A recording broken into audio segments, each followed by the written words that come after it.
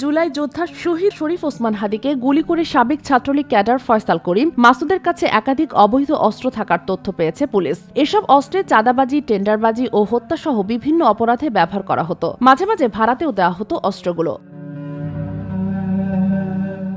তদন্তে জানা গেছে, ফয়সাল নিজ বাসার ডাইনিং টেবিলের নিচে বিশেষভাবে তৈরি একটি গোপন ড্রয়ারে এসব অস্ত্র রাখত। বিষয়টি পরিবারের সবাই জানলেও কেউ কোনো প্রতিবাদ করেনি। অস্ত্রের বিষয়ে জানতে চাইলে ফয়সাল পরিবারের সদস্যদের বলতো, ঠিকাদারি কাজের জন্য অস্ত্র রাখা প্রয়োজন। গ্রেপ্তার ফয়সালের স্ত্রী শাহেদা পারভিন সামিয়া জিজ্ঞাসাবাদে পুলিশের তদন্ত কর্মকর্তাদের এসব তথ্য জানিয়েছেন। তিনি বলেন, অস্ত্র রাখার জন্য ফয়সাল বিশেষভাবে ডাইনিং টেবিলটি তৈরি করেছিল এবং এ বিষয়ে ফয়সালের বাবা মাও অবগত ছিলেন। তবে তার কখনো ছেলেকে এ নিয়ে কিছু বলেননি। এ পর্যন্ত ফয়সালের কাছ থেকে 3টি অস্ত্র ও উল্লেখযোগ্য পরিমাণ গোলাবারুদ উদ্ধার করেছে পুলিশ।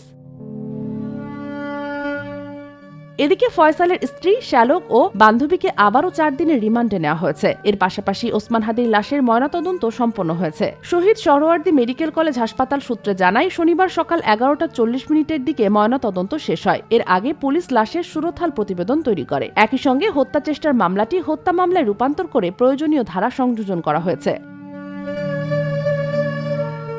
তদন্ত সংশ্লিষ্ট সূত্র জানায়, ফয়সালের বিভিন্ন ব্যাংকের 11টি অ্যাকাউন্টে হওয়া লেনদেন ঘিরে গভীর তদন্ত চলছে। কোন কোন উৎস থেকে এসব অ্যাকাউন্টে টাকা এসেছে তা খতিয়ে দেখা হচ্ছে। ডিএমপির যুগ্ম কমিশনার মোহাম্মদ নাসিরুল ইসলাম জানান, ময়নাতদন্ত সম্পন্ন হয়েছে এবং গ্রেপ্তারদের জিজ্ঞাসাবাদ চলছে। তদন্ত শেষ হলে বিস্তারিত তথ্য জানানো হবে।